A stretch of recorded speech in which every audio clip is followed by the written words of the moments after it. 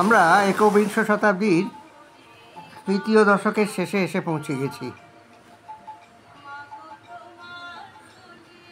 অনেক আগে রবীন্দ্রনাথের লেখা সেই কবিতার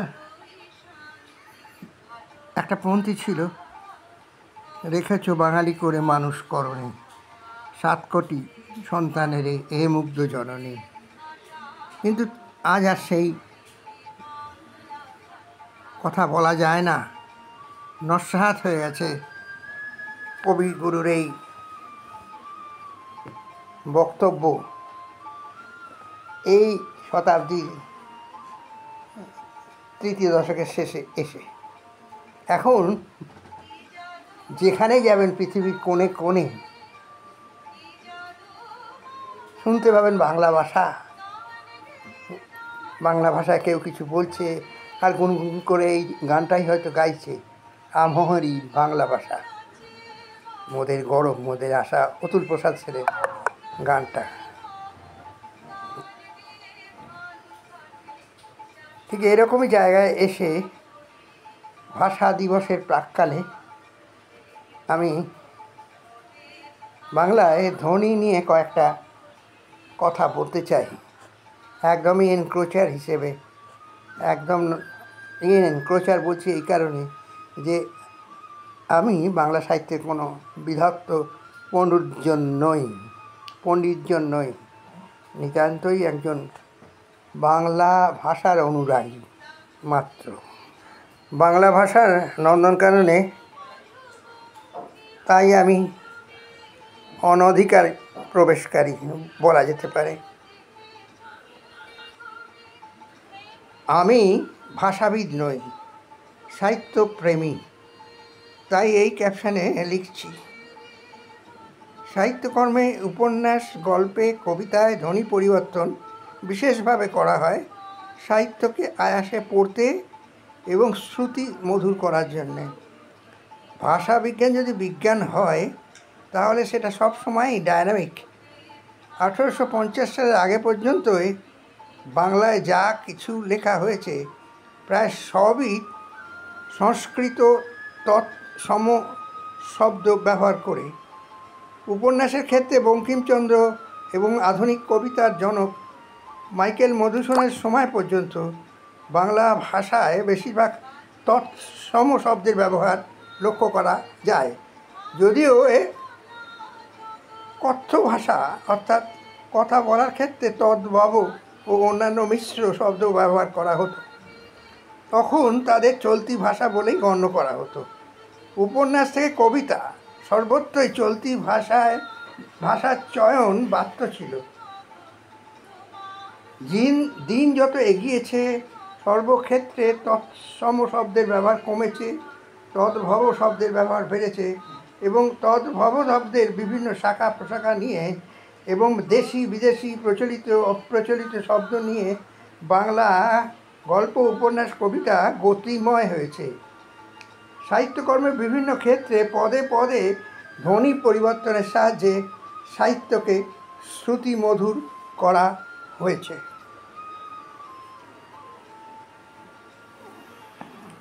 রবীন্দ্রনাথ তার লেখনীতে তদ্ভব ছাড়া অন্যান্য শব্দগুলো ব্যবহার করেছেন সাহিত্যের প্রয়োজনে, কিন্তু খুবই অল্প। একটা উদাহরণ দিয়ে বলা যাক, রবীন্দ্রনাথ তাঁর পুরাতন ভিত্ত কবিতায় কৃষ্ণ শব্দের দুটো ভিন্ন পংক্তিতে ব্যবহার করেছেন। কৃষ্ণকান্ত অতি প্রশান্ত, তামাক সাজিয়া আনে, আবার যা কিছু হারায় গিন্নি বলেন, কেষ্টা বেটাই চোর। এখানে কৃষ্ণ তৎসম শব্দ, গিন্নি তদ্ভব শব্দ, কেষ্টা প্রাকৃত শব্দ। উপন্যাস, গল্প, কবিতার সর্বক্ষেত্রেই লেখক পাঠকের মনোরঞ্জন করার জন্য এবং সাহিত্যের বা ছন্দের প্রয়োজনে ধ্বনির বিভিন্ন রূপ পরিবর্তন করে শব্দগুলোকে বাংময় করে তুলেছেন। কবিতার ক্ষেত্রে রবীন্দ্র উত্তর কবিকুল প্রথা বিরুদ্ধ শব্দের প্রয়োগ বেশি করে করেছেন। এদের মধ্যে অন্যতম হলেন শ্রী জীবনানন্দ দাশ। তাঁরই একটা কবিতা থেকে এখানে উদ্ধৃতি দিলাম, যেখানে পোয়েটিক্স ডিকশানে ক্ষেত্রে বিকল্প ধারা প্রয়োগ করা হয়েছে। চায়ের পেয়ালা কটা বিড়াল ছানার মতো, ঘুমে ঘেয়েও কুকুরের অস্পষ্ট কবলে হিম হয়ে নড়ে গেল ওপাশের প্রাইস রেস্তোরাঁতে। প্যারাফিন লণ্ঠন নিভে গেল গোল আস্তা বলে সময়ের প্রশান্তির ফুঁড়ে। এইসব ঘোড়াদের নিয়লিত স্তব্ধতার জ্যোৎস্নাকে ছুঁয়ে। এই কবিতার প্রথম অংশে যেটা আমি তুলে ধরিনি, এখানে কবি প্রস্তর যুগ কথাটা ব্যবহার করেছেন। আবার কবিতার প্রয়োজনে নিওলিথ বিদেশি শব্দ চয়ন করেছেন। শব্দের পরিবর্তনের সঙ্গে সঙ্গে ধ্বনিরও পরিবর্তন ঘটিয়েছেন। এবার আমরা রবীন্দ্রনাথের গল্পগুচ্ছের রামকানাইয়ের নির্বুদ্ধিতা গল্পে আসি। এখানে তৎসম শব্দের ব্যবহার অনেক বেশি করা হয়েছে। দেখা যাক।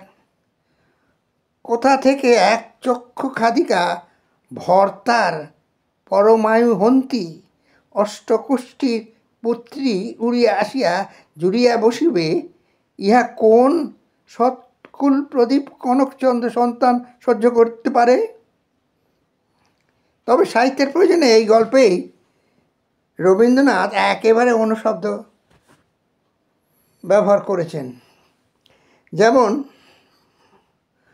চতুর ব্যারিস্টার সকৌতুকে পার্শ্ববর্তী অ্যাটর্নিকে বলিলেন, বাই জোফ,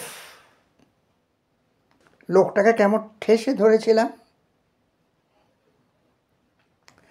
শব্দের ক্ষেত্রে, ধ্বনির ক্ষেত্রে, গল্প, উপন্যাস, কবিতায় বর্তমানে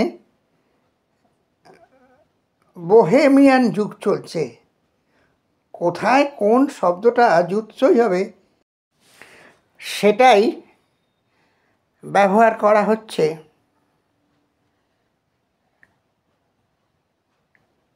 ধ্বনির প্রয়োজনে লেংটা, ল্যাংটা, উলঙ্গ, নগ্ন, নিরাবরণ, নুট প্রভৃতি একই বাংলা শব্দের বিভিন্ন রূপ ব্যবহার হচ্ছে গল্প, উপন্যাসে, কবিতার চালচিত্রের প্রয়োজনে।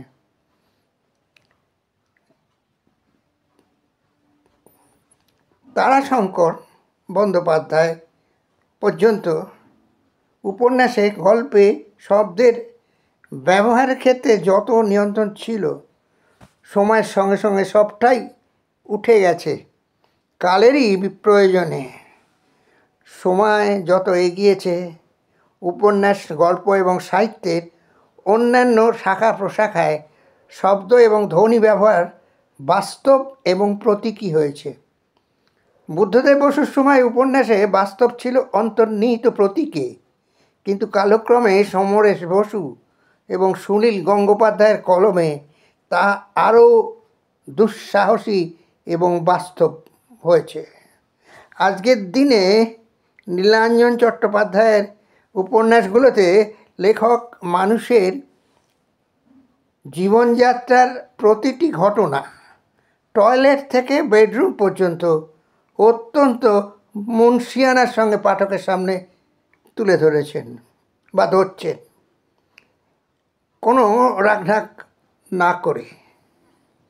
শব্দচয়নেও লোয়ার ডেপথের 2 অক্ষরের থেকে 4 অক্ষরে এবং তারও বেশি অক্ষরের শব্দগুলো আকছার ব্যবহার করা হয়েছে।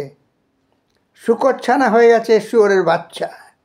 আরও অনেক শব্দ যা আমরা হাটে বাজারে শুনতে পাই, অর্থাৎ সিগনালে গাড়ির ভেতরে বসে ড্রাইভারদের মুখের সামনে গাড়ির ড্রাইভারকে লক্ষ্য করে বলা হয়, সেগুলো আজ সাহিত্যে চলে এসেছে অনায়াসে। এখনকার উপন্যাসের লেখকরা শব্দচয়নে হেনরি মিলারের ট্রপিক অফ ক্যান্সার উপন্যাসকেও হার মানিয়ে দিয়েছে। কবিতায় অবশ্য এই পরিবর্তন আগেই এসেছিল। এই প্রসঙ্গে জীবনানন্দের পরের প্রজন্মের হাংরি জেনারেশনের শক্তিমান কবি শ্রী শক্তি চট্টোপাধ্যায়ের একটা কবিতা থেকে 2-4 পংক্তি তুলে ধরছি। সারা রাত অকণ্ঠ নতুন মৌসুমীর মধ্যে ডুবে গিয়েছিলাম আমি। মেঘের খাঁজে খাঁজে ছিল আলো আর আঁধার। রূপসীর বগলের কনিফেরাসের মতো, কঙ্কালের পাঁজরের মতো, নতুন ভয়েলের মতো ভেসে বেড়াচ্ছিল মেঘ। আমার মাথার ওপর, আমার করুগের ছাদের ওপর গোলা পায়রা ছুটি হওয়া স্কুলের মতন বসেছিল। এখানে অনেকটা জীবনানন্দের মতো 3 বার মতো কথাটার ব্যবহার করা হয়েছে, দেখা যাচ্ছে প্রয়োজনে কবিতার। আর সব শব্দচয়ন ভীষণভাবে আধুনিক। এই শ্রী চট্টোপাধ্যায়ের সমসাময়িক শব্দচয়নে বেপরোয়া স্বল্পায়ু কবি শ্রী তুষার রায়ের মতো এক প্রতিভাবান কবির কবিতা থেকে কিছু অংশ তুলে দেখাতে চাইছি। শব্দ এবং ধ্বনির সংযোগে লেখা বিগত শতাব্দীর 70 দশকে প্রকাশিত একটি কবিতার নমুনা। তোমার একটি চুম্বনের জন্য শাহেনশাহ হয়ে 5 লক্ষ ডিনার কিংবা উপযুক্ত পাছায় গুণে ঠিক 5 লাথি। তুমি কিছু বুঝবে না। অর্থহীন হলুদ সাবমেরিন হয়ে চলে গেলে ঝোলা ঘুর নিয়ে মরিশাসে। আমি মরি হতাশ্বাসে। তুমি কিছু বুঝলে না। বোবাকালা বেড প্যান তুমি ভাঙা বাথরুমে ঝকঝকে মুতের বেসিন। এই কবিতার শব্দগুলো বিশেষ করে লক্ষ্য করার মতো, অত্যন্ত বাস্তব এবং সাহসিকতার পরিচয় দেয়। আঞ্চলিক ভাষার কবিতাগুলো এখন আর পিছিয়ে নেই। একবিংশ শতাব্দী 2 দশক পরে আজকে যে ধারাটা এসেছে, সেটা হলো যা কিছু সুন্দর, যা কিছু বাস্তব আমরা দেখছি এবং অনুভব করছি।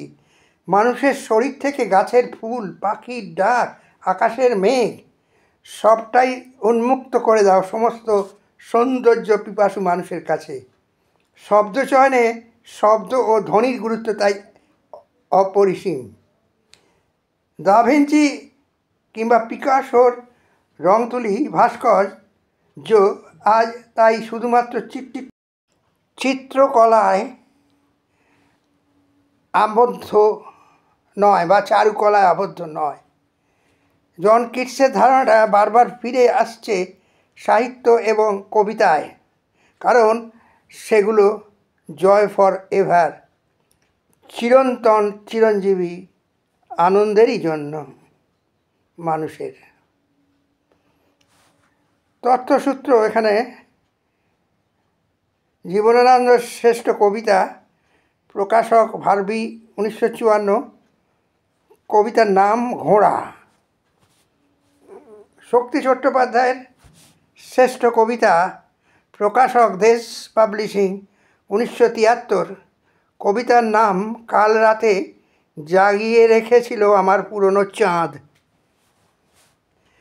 তুষার রায়ের কাব্য সমগ্র ব্যান্ডমাস্টার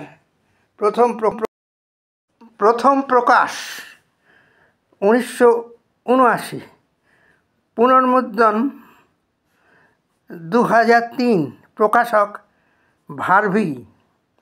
কবিতার নাম প্রেমিকার উদ্দেশ্যে উৎসর্গীকৃত কবিতা।